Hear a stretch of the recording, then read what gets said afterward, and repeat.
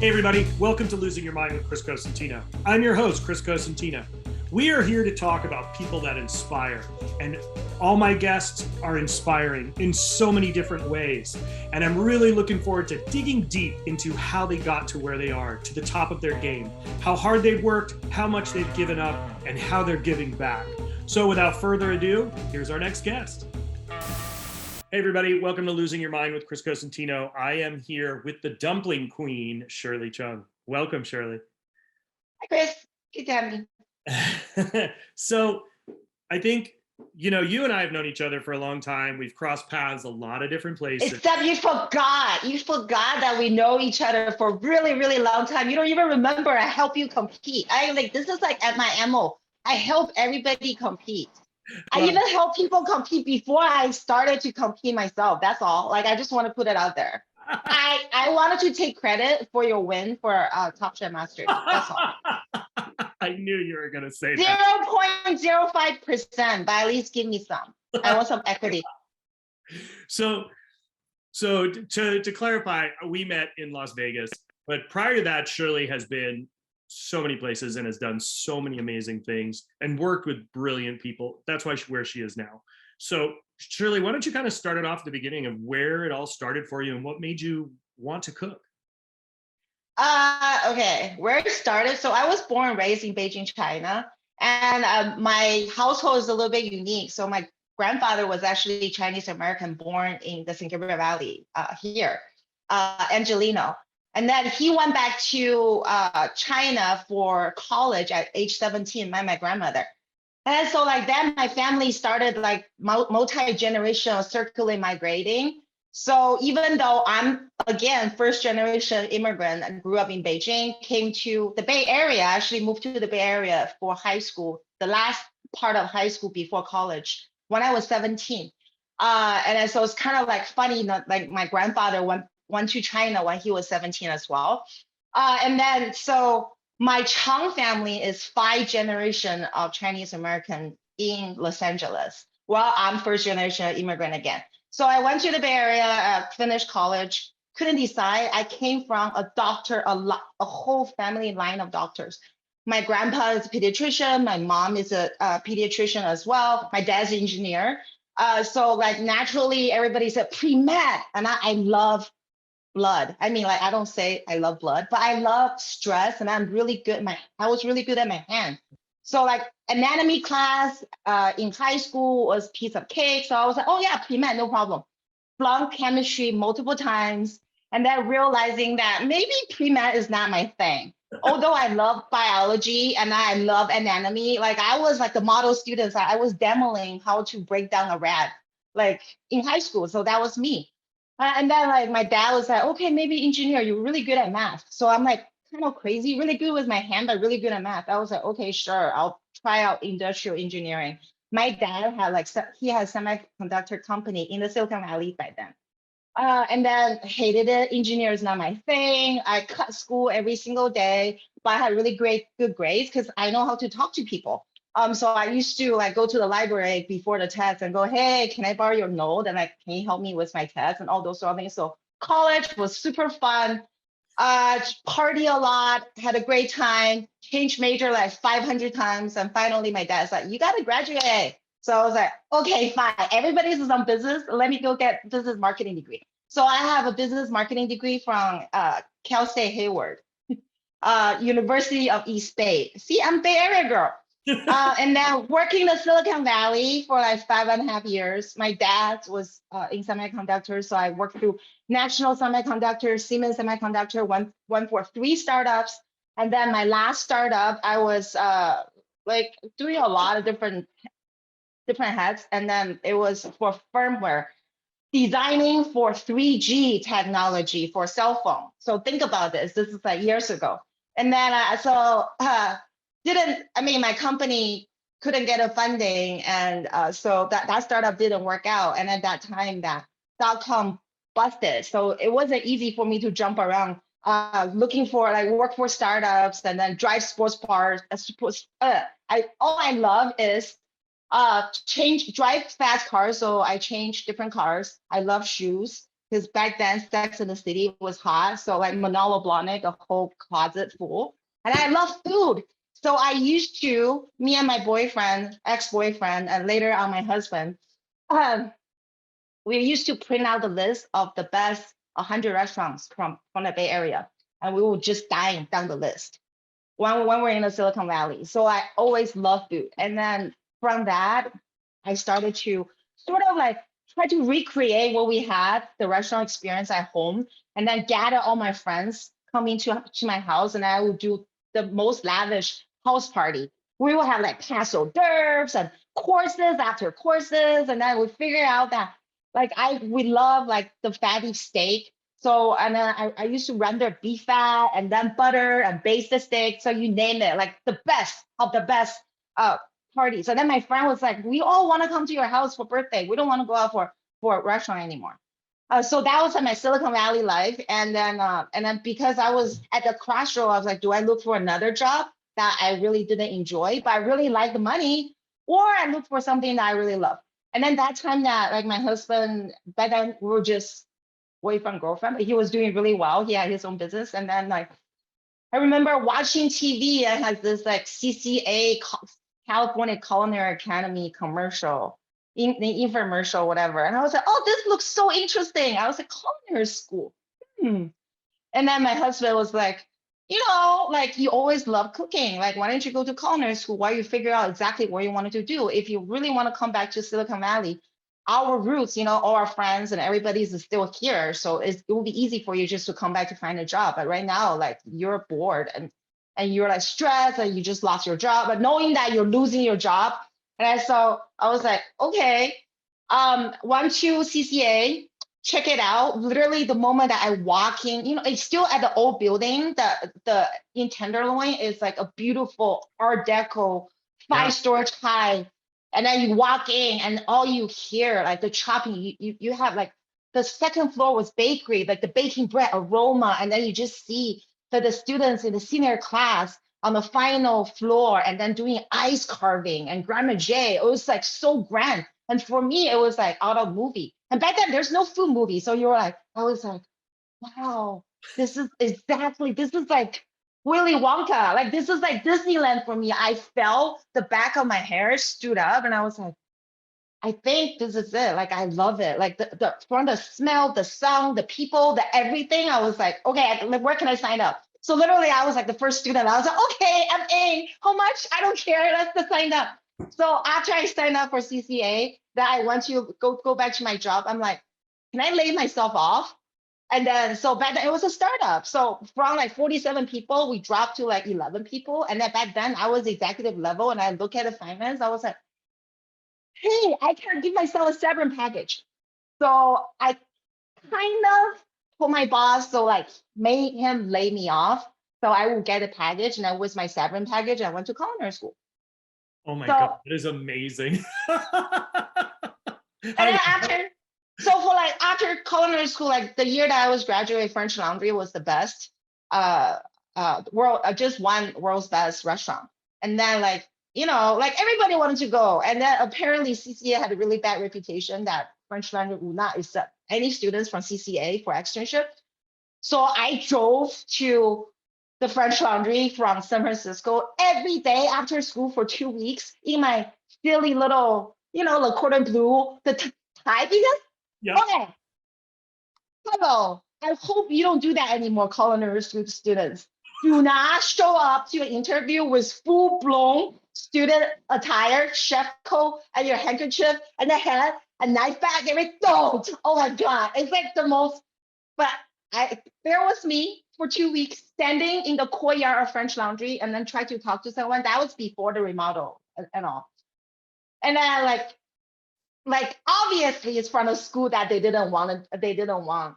And nobody, for 2 weeks, nobody really talked to me. And then finally, I think it was Lisa from Human Resource and came out, there's just a thing that chefs are not really into people from your school. And I was like, but I'm great. And then here's my recommendation letter, because I'm Asian, I'm crazy. I like accumulate the best grade recommendations letter, you name it. And then the AM sous chef, Mark Hopper of French Laundry then. And he came out. He just like, hey, I saw you for like 2 weeks already. What do you want? Why are you dressed like this? So dumb. I was like,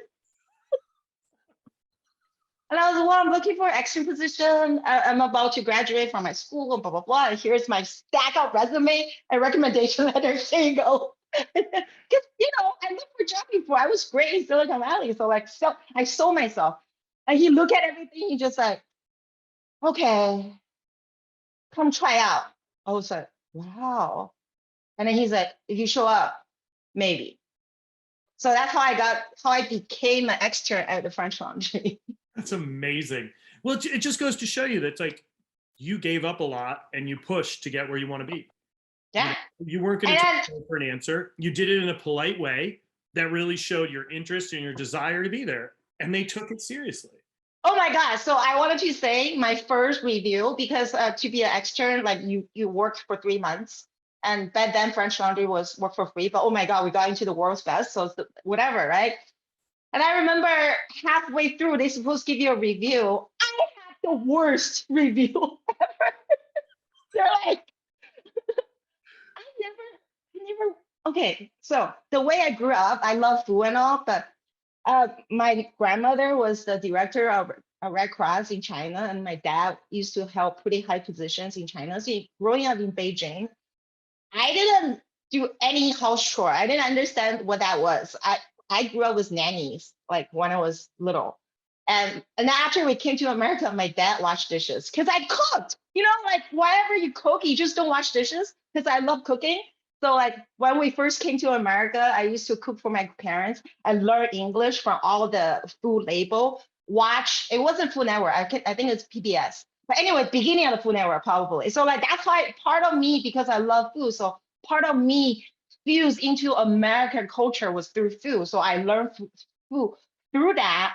And so that's all I did. Like cooking is all I did. I didn't know how to clean house. I just didn't do anything. So imagine that when you are an extern, literally what you do is like peel potatoes. And if you're lucky, you get to cut tomato diamond squares. And then like I messed up. So they threw away everything that I did because the diamond wasn't perfect. And then, like those are the chores that you get to choose. So I was horrible at it. And then also like the hour is so long.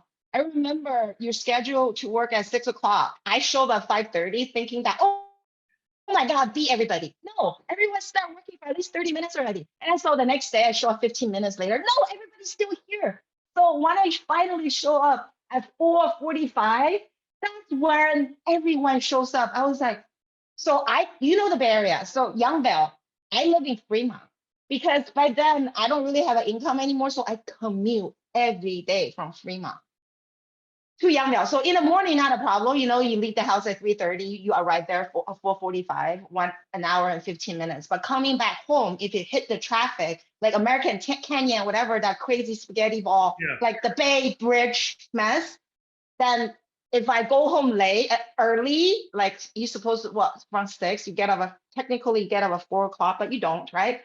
If I actually leave at 4, it will take me 3.5 hours to get back to Fremont during traffic. So I just stay. So I will stay till like after 6 o'clock, and then you drive out, then that make more sense. So technically, the first 3 months, my working hour was 13.5 hours. I wasn't used to it.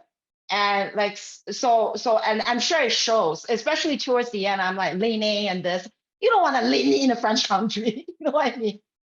So after my first review, I got like, granted, I was the best student from like my school, right? And I got one of the worst review. They were like, oh, I don't know if you're gonna pass this. Like, we don't even know if you're gonna be able to finish this externship. So I was like horrified. And then finally realizing that, I really have to take this seriously. This is not a hobby. I decided that change my hobby into a career. And then technically it's make sure, so my passion of love of food becoming career, that you really have to pay.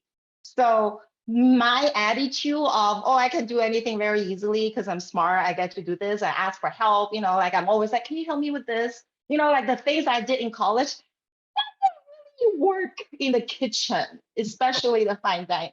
I mean, nowadays, because I'm the boss, I was like, hey, can you help me? But you know, while you're like extern, it doesn't help. Nobody gonna help you. So you really have to like just really like I just need to become better. So I did. And then by the time I finished my extern, they want to offer me a position. And then but then at that time that French Laundry didn't have any opening. I have to wait. And so they're like, oh, you can continue to work for free to wait, wait for your position. Or we have a position opening Bouchon down the street. Like, will you interested to take on a position, paying position in Bouchon, and while you're waiting for your position opening in French Laundry? I was like, yeah, sure, hit me up. So I actually started to, my first real job in the culinary world, paying job was Bouchon, Yangmel, working the oyster bar. So I did really, you drive still? At that point, you're still driving from Fremont all the way. yeah. I mean, like, there are times that the cooks persuade me to stay over at the Pink Palace. I'm sure everybody at work for TK, you all know about the Pink Palace. Tim Hollingworth, Corey, they all stayed in this like giant complex of multi-living pink house that a lot of cooks are sort of rent rooms and stuff like that. So it became kind of like we call the Pink Palace, so it became a French Laundry dorm room. So on the nights that like we drank too much at Pancha after work, then I stay overnight, like things like that happened. Of course you went to Ponch's. Who did it? I mean, Ponch's is iconic to this day. Totally. So then I was only there for a few months. Then TK wants to open or announce that Buchanan Las Vegas was opening. And then so they went through different chefs training. I met them all, and then it all fell through. Finally, the last minute, they decided Mark Hopper, remember my AM sous chef on the French Laundry, became the chef of Bouchon Las Vegas. So he worked with me.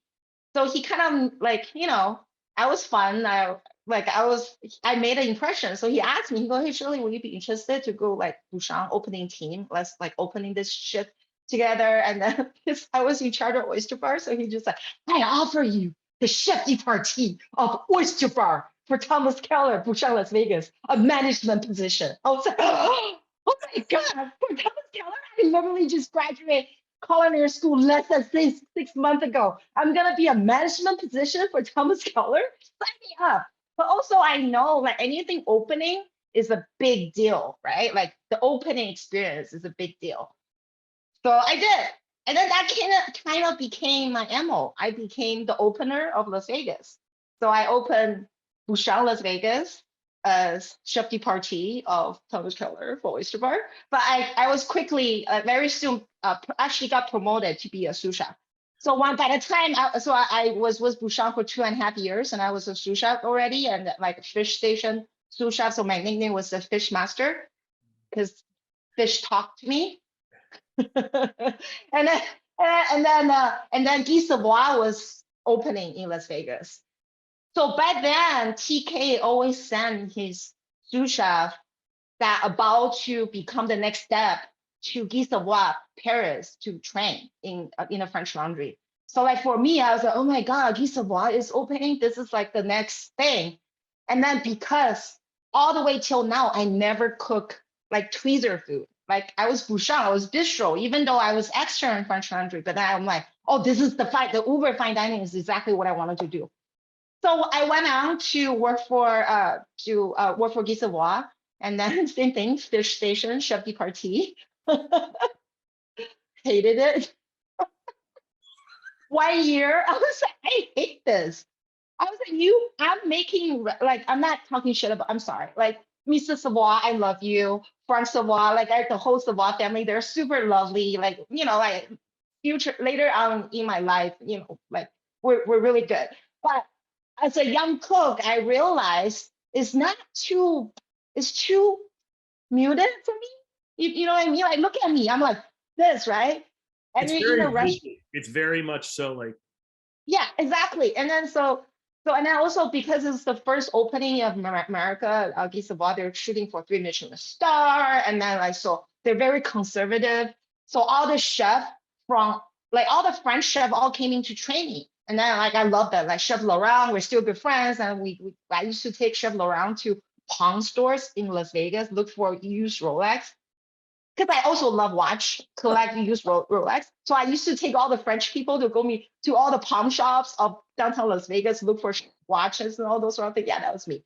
So I have a lot of fun doing that. But then recreating a recipe, like we were making like 1953 Guy Savoy with a little template, and then you have to dust like all the spice and make the Guy Savoy 3 stripes on every single plate. And you make like kale chips and this and that. Okay, like you're making vegetable lasagnas, like it's fine, it's great, but it's just not my personality. Like I can do that, but it's just too much. Like I wanted to have fun. I wanted to be lively. I wanted to do like a lot of covers. And yeah, like back then in Bouchon, I was doing fish special. Like we did 800 covers, and I was by myself on fish station. After that, I was like, oh my God, this felt so good.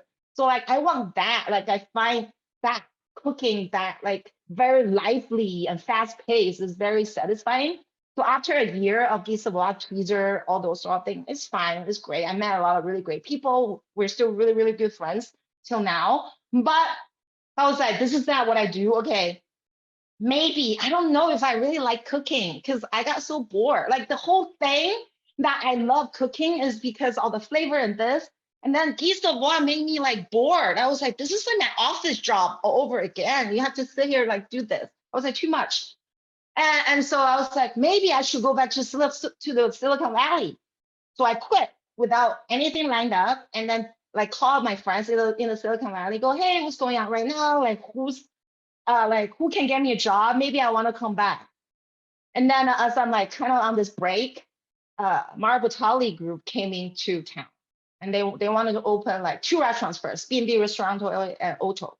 And then somehow they got my resume.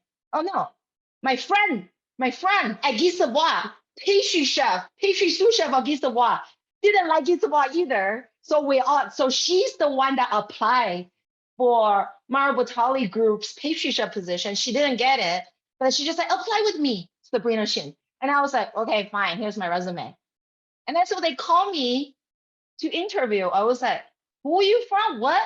And I was like, I applied. So because it's been really long ago, I don't even remember. And I was like, I don't really cook Italian, but okay, I saw Batali on TV. So I went, did an interview. Then they were like, okay, you're hired. I was like, what position? They were like, sous chef. I was like, no. Don't give me a sous chef position. I never cooked Italian before. I can't be sous chef. I'm like French trained. Can I just be like pasta station? I was like, I want to work pasta station. I love pasta. So I wanted to learn how to make, how to cook, everything. Like, let's start me off on the pasta station. They're like, okay. So I turned on sous chef position, started myself off on the pasta station. And less than I have to see this. Hang on one second. I don't mean to interrupt, but that's huge, because now to turn down a management position, you'd been in management, you turn down a management position because you don't feel you're ready for that with this style of food, with this cuisine. That says a lot about you as a person, but also the confidence in your ability and knowing where you are and where you want to be.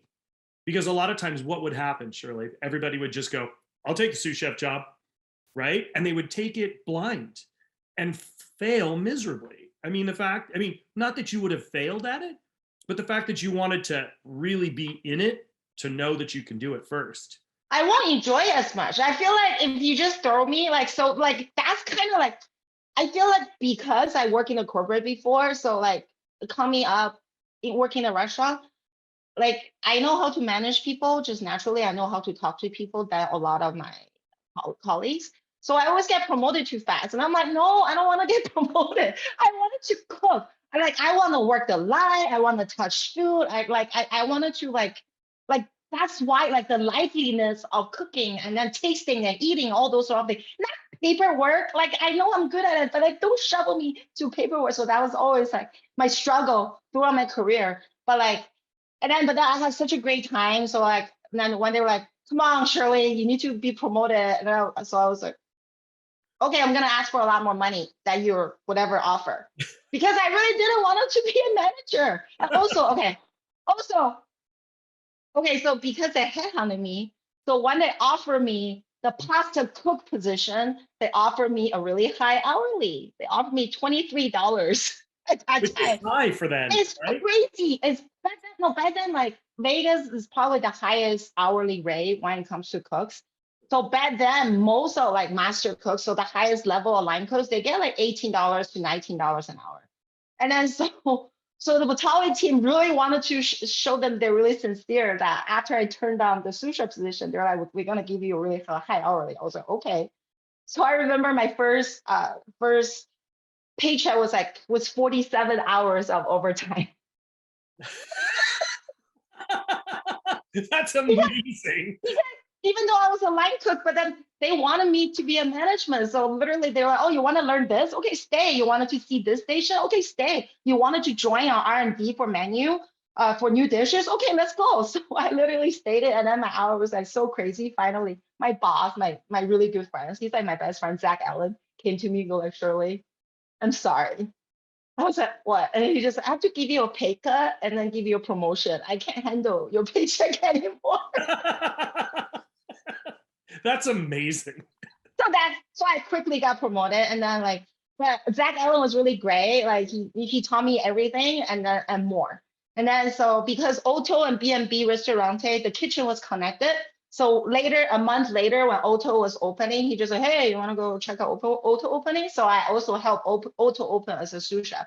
So that just kind of like started my reputation of like being the opener of Las Vegas. And I got fired by Batali, which is the best thing ever. It's the best thing ever. Otherwise, I'll be too comfortable working with all my great friends. I'll probably never be who I am today, because it was just a super fun environment without Batali. We all travel in packs and then cook with all events, all the chefs. We always cook. Like we go to California, we go to every single person's weddings for each other. Like when we get married, all of us will show up. We went to like New Hampshire, we went to Napa Valley. Like we're crazy. So like we always try traveling in packs. We had so much fun.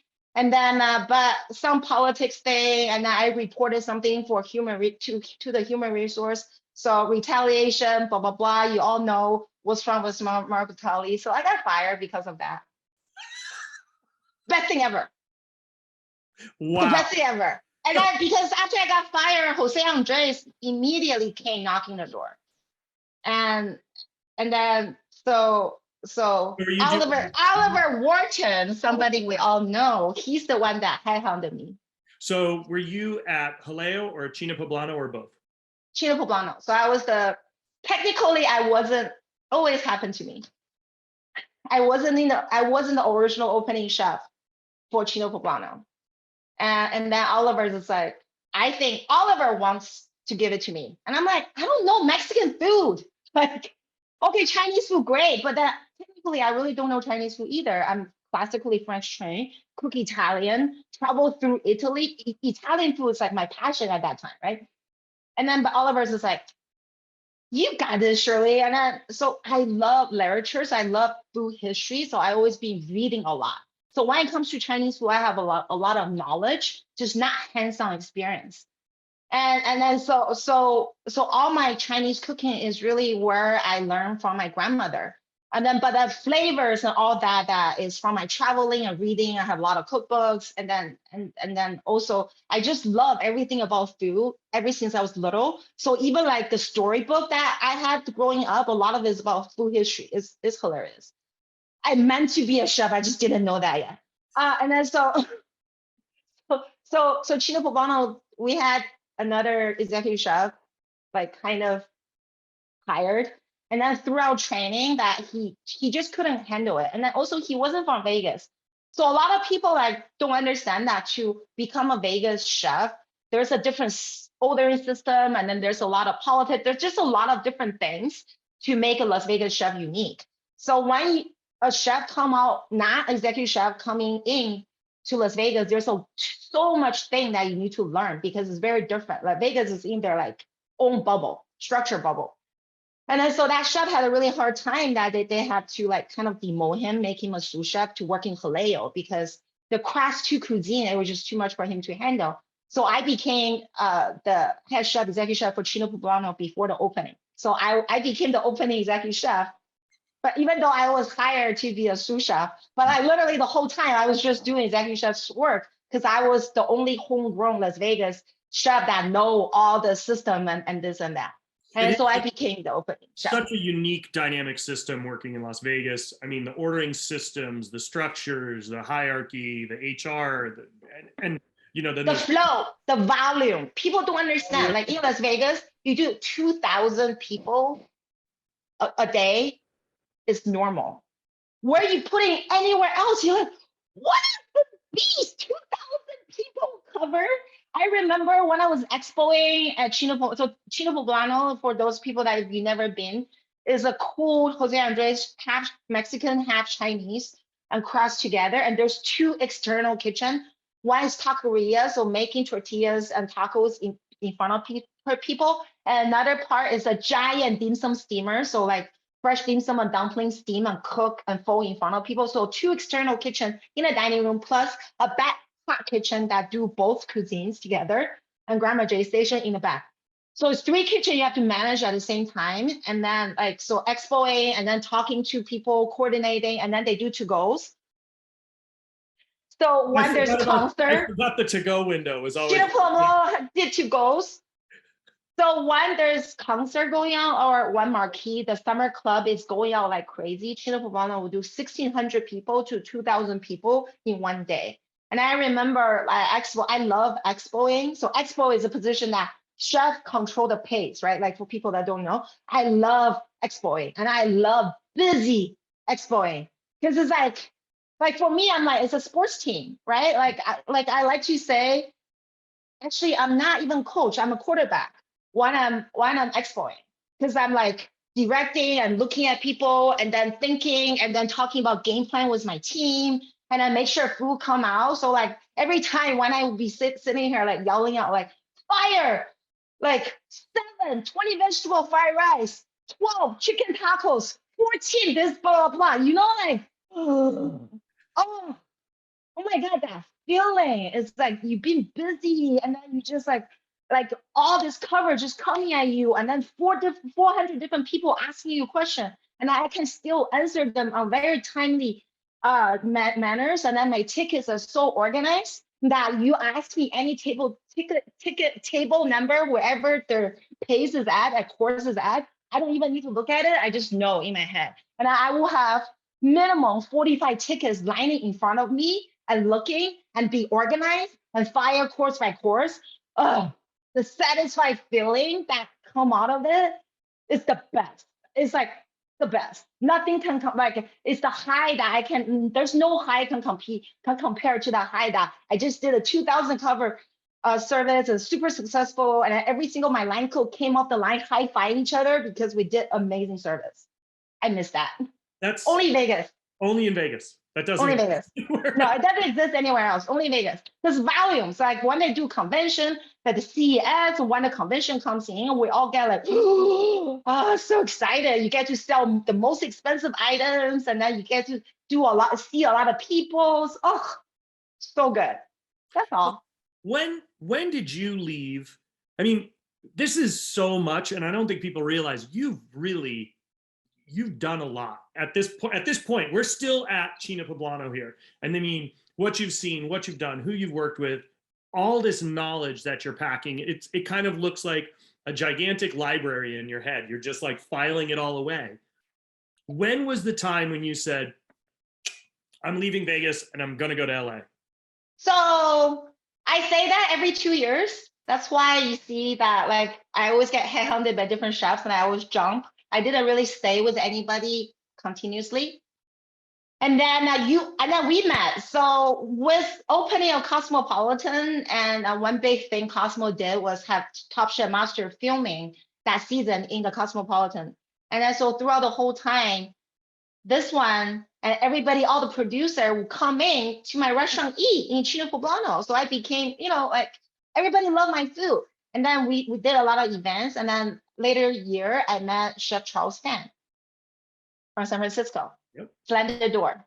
And like during the first Lucky Rice event in Las Vegas, which was in Cosmopolitan, and then being the home chef, so I helped all the Los Angeles chefs get situated, help them set up schedule, set up station, pass health inspection. So I was in with all the chefs and helping them. And then after Lucky Rice, me and Chef Charles had a really great conversation. Like we started talking, he just wanted to get to know me, and then that conversation ended up to be 3 hours in the Cosmopolitan lobby. And so throughout the whole time, he pretty much kept telling me, he said, Shirley, I know like you love working for Chef Jose, and then this, he said, pretty much lay out all the cons and pros and cons. And then he just said, but Shirley, tell me, like just from knowing you and then see what you do, you should really open your own restaurants. You are beyond a corporate chef because all this time, okay, so I just told you like I spent like more than 10 years in Las Vegas and working through the best of the best, working for the best chefs.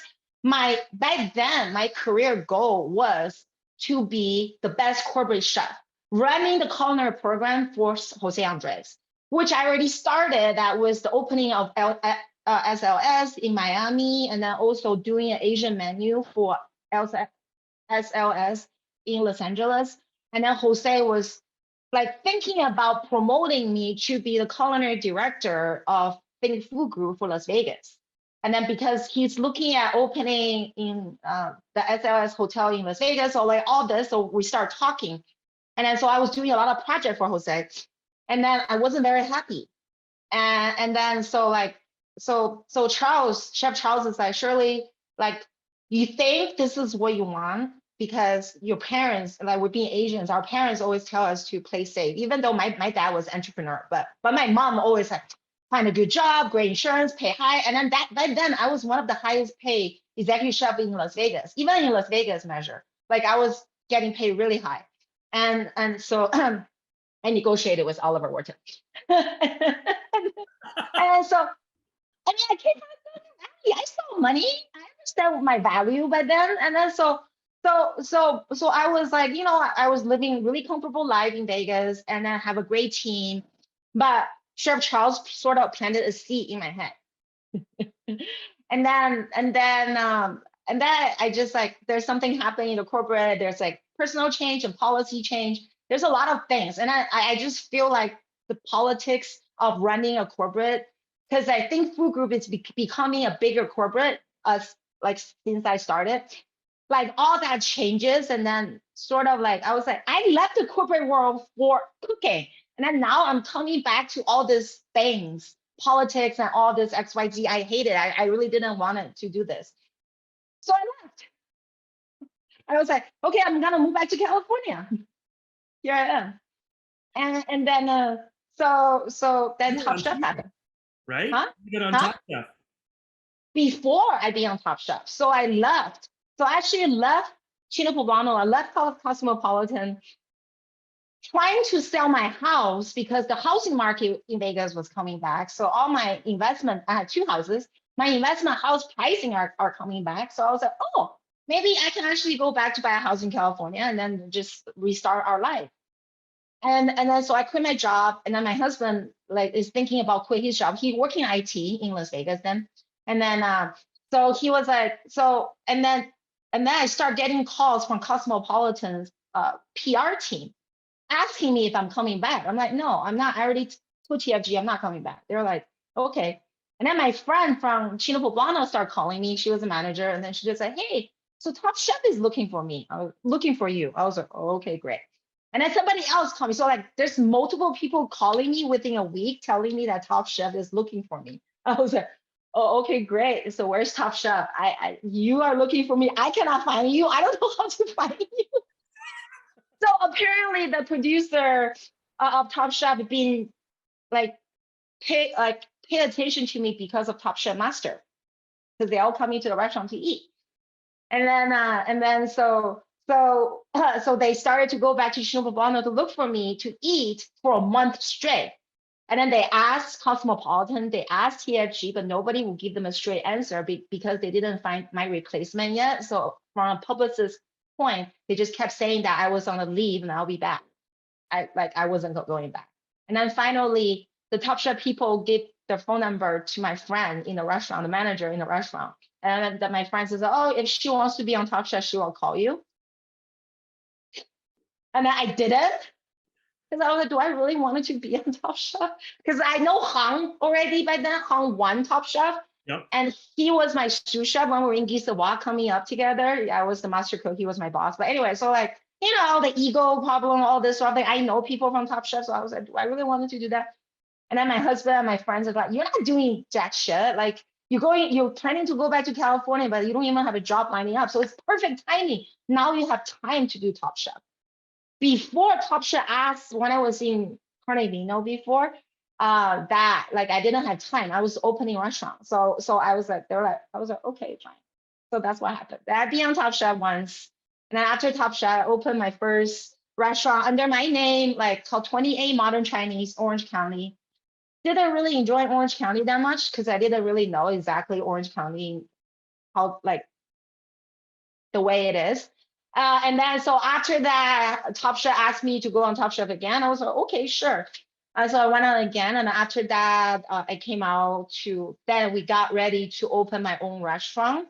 So we sold both houses in Las Vegas, had funding, and also whatever we got from my last restaurant deal. Then I opened Miss She in 2018. It's funny because I remember you walking out when I was actually judging the second time you were on. Right, Radish challenge. Radish challenge. You guys all thought I was going to give you a bag of guts. You wanted the guts. I wanted the guts. You wanted the guts. You were the only one who looked with a big shit-eating grin on your face. You were like, yes, Chris is going to give us something great. And then I was looking forward to. I'm like, what? Everybody's like, radish? What the fuck? Why radish is my all-time favorite vegetable. I love them more than anything. But the look on everybody's face of sheer fucking terror when I walked out and they were like, and it's going to be Chris. And you were sitting in the back. I remember looking at you, the look on your face, you were like, I'm like, yes. Try. You're going, try. Try. And everybody's face was just like sheets, white, dead white. They were petrified. And then I said radish and everybody just was like, what the? And you looked at me and gave me the biggest. Disappointed. And then the camera stops and you go, seriously, Chris, what the fuck? And everybody started laughing. I was so disappointed. Like, they didn't want it. They did not want it. They did not want me to do tripe. I wanted to. Okay, so like I have to admit, like throughout my career, I always remember you because like what you cook. I always know you, like even before.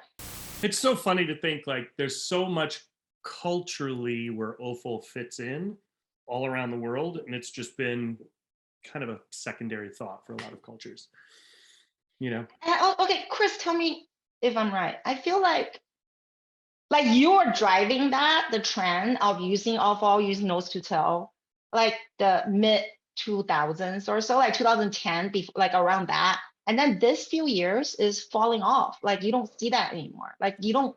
Like I remember when I was like cooking in Las Vegas, like I had a tribe on like for B&B restaurant around and I was popular. And then like I think it's interesting because organ meats or offal or variety meats or whatever anybody chooses to call it, the thing about them that are really interesting is that it is cucina povera, right? It's cuisine of the poor. Poor, yeah.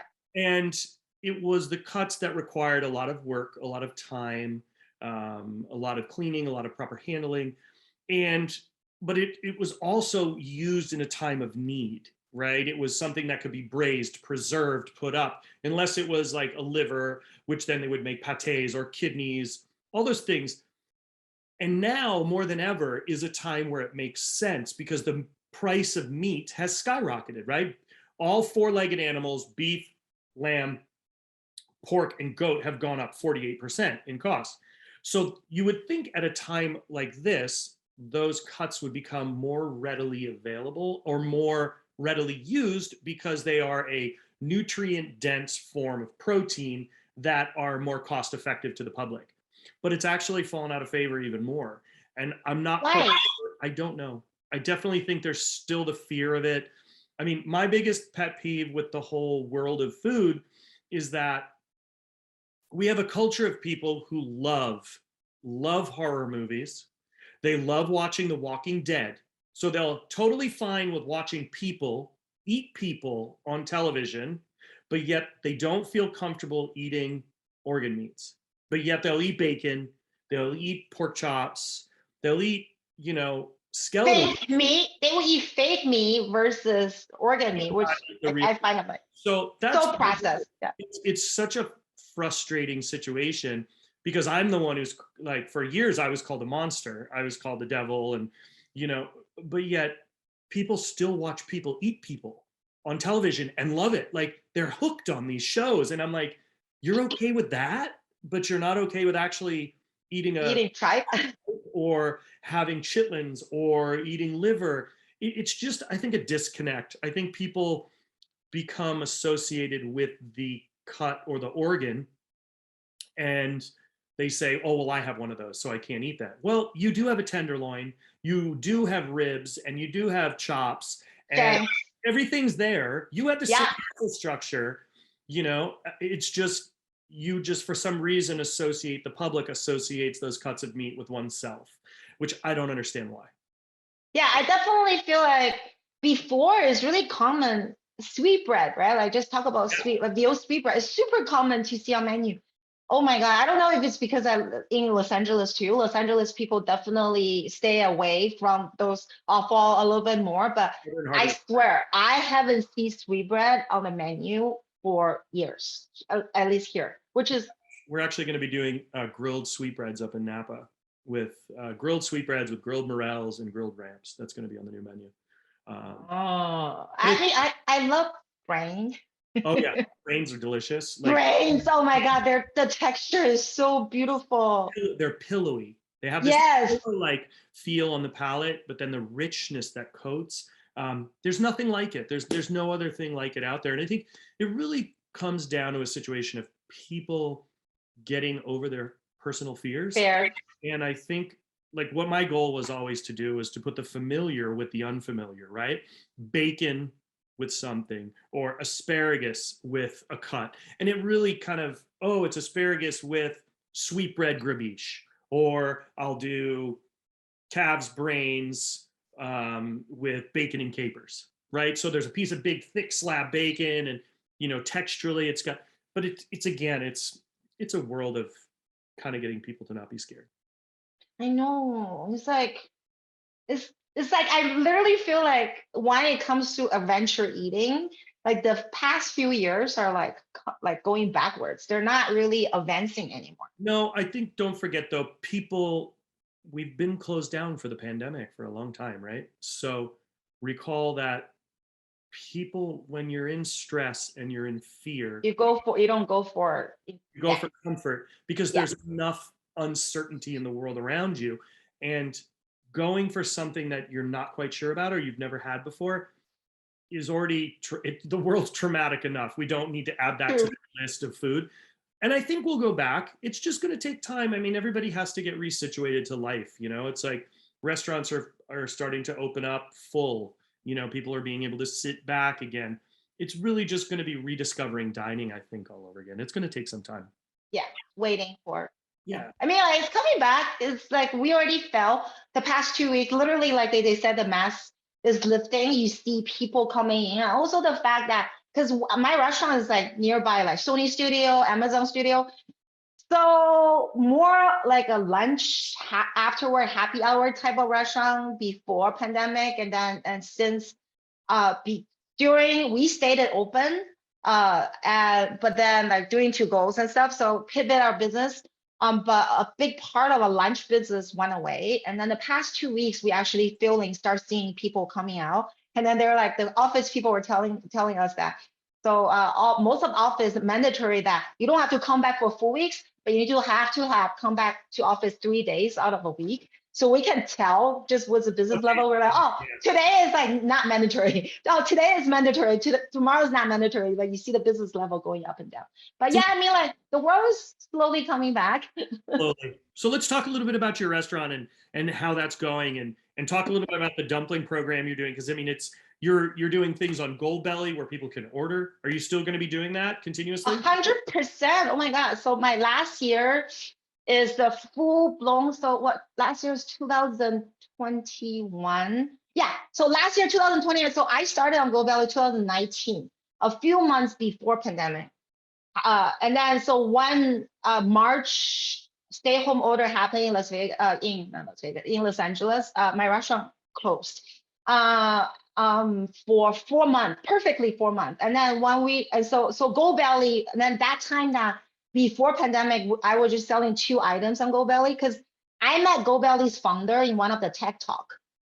So I found the business model intriguing. So ever since I opened Miss Chi and I started to have all kinds of dumplings, my goal is always to be on Go Belly. So that's already pre-pandemic. So I got on Go Belly before pandemic. And then when the restaurant reopened in July again, like business is so different. So I was looking for all ways to pivot. And then Go Belly, all of a sudden they were so happy that I came back. And my first week of sales triple from my original numbers already. And then so the Go Belly team were telling me that because of the pandemic and then all the business are going up like crazy. So I was the first Chinese vendor, the first dumpling that was offering. And then because I closed for 4 months, so they were looking for replacement. So I suggested my friend Dumpling Monster, Perry, which is locally here. And then so I introduced him to Go Belly platform. So he actually filled the void of Chinese dumpling during that 4 months. So and then on Go Belly, and then so when I restarted, I expanded my offering. But how I expanded is literally whatever I sell in the restaurant, exactly the same menu. I just freeze them and then sell on Go Belly. So instead of 2 dumplings, I have 3 dumplings, the cheeseburger pot sticker and the chicken pot sticker. Those are my OG. And I added pork and shrimp wonton. Then I added, because I do different things. I do gluten-free orange chicken. And I also do vegan handful scallion pancakes. So it's like different. So it's not your typical orange chicken, they're gluten-free. Because I know a lot of people that love Chinese food and then finding out they're celiac disease, they cannot have Chinese food, but I make gluten-free version. And then I also added tea smoked duck. Same thing, that's a pandemic item that I decided to add on to my restaurant because I wanted to increase my check average. Because since pandemic, I realized people's spending is quite different. Like before, when you create a restaurant menu, your price point, the item, you want to kind of stay in the range, right?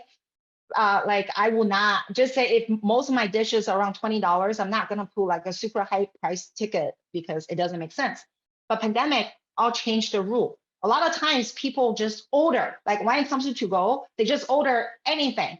So I did a testing, I added like a high item, which is half tea smoked duck for $30. I have nothing over $22 then. So I had a $30 item and a menu, and I was selling out like crazy. So I was like, oh. So I added whole tea smoked duck onto Go Belly menu. And then pork chop rice, Taiwanese pork chop rice, which is the same thing. It's a comfort food, something that me and my husband crave. So I put that comfort food onto the menu and also sell on Go Belly. And also a pork belly ragu, which is a Beijing noodle with different condiments. Oh, so I have 8 items. So I have a mini restaurant on Go Belly. So because of that, from my first on to 2020, like the same month, we did a comparison. I had 1,000% growth on Go Belly. That's amazing. And then, so my last year is the first full year because all of my year was like chopped out before. So my last year, 2021, is the first full year. $600,000 sales. That's crazy. It's a mini restaurant. It's a restaurant. It pays the rent. It literally Go Belly pays my rent. I don't have to worry about rent and everything else coming. So because of Go Belly is so consistent, so strong. So my restaurant out of 7 days actually closed for 2 days, Monday and Tuesday. We completely closed the restaurant.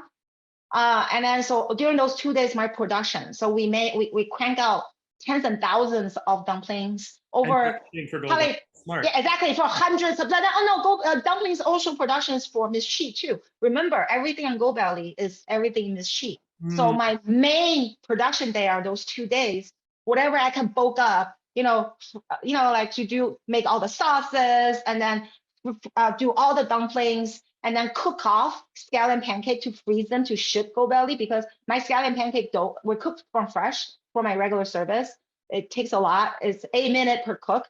But during those 2 days, we will lay out like 20, every single burner to cook scallion pancake, because every single one still hand fold and hand cook. So I sell like over 300 pieces of scallion pancake a week on GoBelly. So my production team is crazy. Yeah. No, it's amazing. I hire a whole family working for me. I started with mom. So the mom was my lead dumpling girl. And then like she's Mexican. When I first hired her, I asked her, like, she has no clue what dumpling is. But I was like, do you know what's empanada? She's like, yeah. I was like, do you make empanadas? She's like, yeah. I was like, you're hired. So she's been my lead since my opening. And like, she managed the parts. She built all the boxes. And then like, because we hand build and then we hand pack every single dumpling box, and all the stickers is all done by her. And then because our business grew, so she recruited, at first it's like her daughter was our barista, so start working for part-time in the kitchen. And then like she needs more help, so she asked if her husband can join her. And I was like, yeah, but only if you are your husband's boss. And I was like, you cannot let him boss you around. She's like, yeah, not a problem. I love that.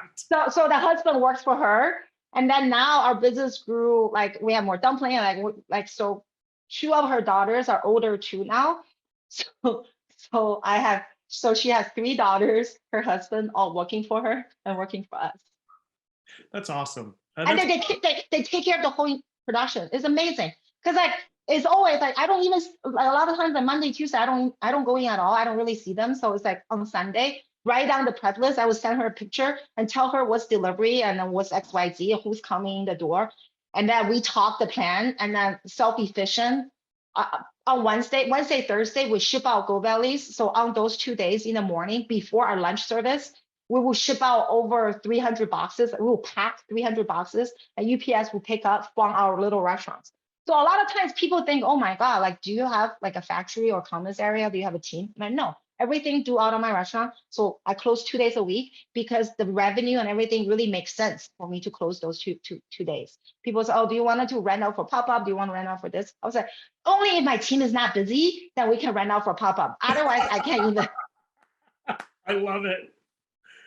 Well, Shirley, I've taken a lot of your time today. So we're going to do this quick fire. I know you miss quick fires. Oh yeah, I'm sorry. I feel like it's just me talking. Like this is me. Like, did I warn you? This is about you, not I about talk me. a lot. That's it. This is what it's about. It's about you, not me. So, okay, no wrong answers. Ready?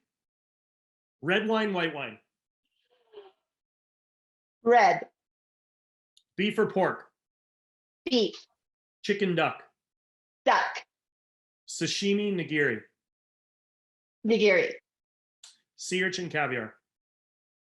Caviar. Shrimp, lobster. Shrimp. Favorite crab? Mud crab, Singapore. No one said that yet. You're the first one. What? Oh, really? Awesome, because I love those. They're the best. But hey, have you heard of the story of them though? I haven't heard the story, but I've had them. Can I tell you the story? I wonder if I tell you the story, if you still eat them. So there's Sri Lanka crab, right? That's mud crab from Sri Lanka. They're the best. They're all from the same region, blah, blah, blah. And Sri Lanka has this funeral tradition. Is the people, like royalty, get flown, like you get flown down the river. Okay. That's a way, burial. Yeah. Burial tradition is flown that the river. So the crab that grew up in that region, in the river, they're the fattiest, the most tasty mud crab ever. They're priced. I wonder why. That's all. That's what I'm gonna say. We'll just so that's why. So I'm just gonna leave it like that. Okay. So like the people in Singapore, Malaysia, like people that eat mud crab, we all know. That's amazing. Oh my God, you're so funny. Okay, burrito, taco. Taco. Pasta, noodles. They're the same. You're so annoying. Because for me, I love them all. I can't both. There. Dumplings, ravioli. Oh. Again, similar, but dumpling. But it's interesting, right? When you think about it, they're the same but different, right? Because when you have Ravioli, it's a very traditional style dough, but when you have dumplings, there's multiple. Can be anything. Yes, there's different. No, but okay. So can I tell you?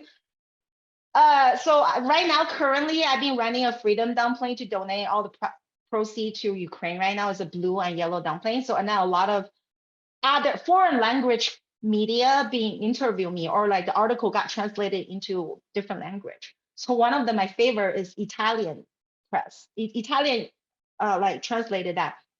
So instead of blue and yellow posticars, they translated into blue and yellow raviolis.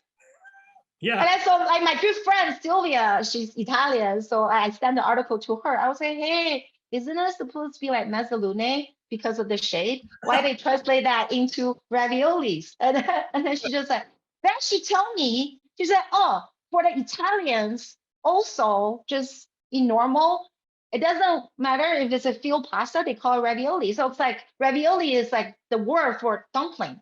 It's like they change, they can interchange too. So it's so the same. It's the same. I mean, every culture has a filled, steamed, or boiled thing, right? 100%. Yeah. It has a wrapped thing, whether it's a burrito, a falafel. I mean, there's so many different shawarma. There's so many different, and that's why. Cabbage roll. Yeah. Dumpling. It's amazing, right? Calzone. Hamburger, hot dog. Hamburger. Ketchup, mustard. Ketchup. Oh. Heinz ketchup only. Heinz only.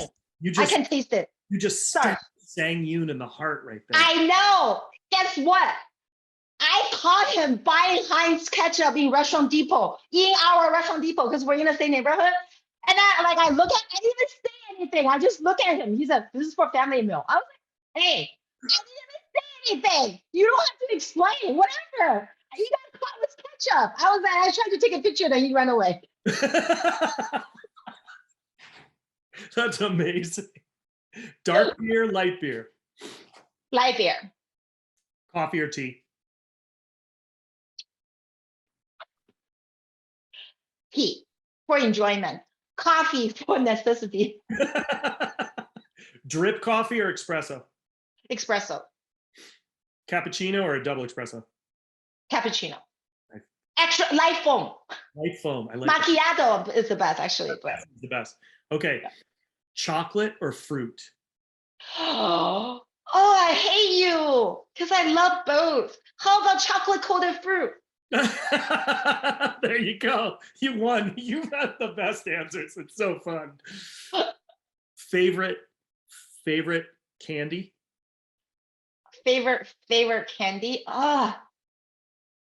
Everybody has one. I do. So there's this giant fruit jellies. So it's a gummy, but it's made with real fruit, but it has to be made in Japan because only the Japanese version is made with real fruit.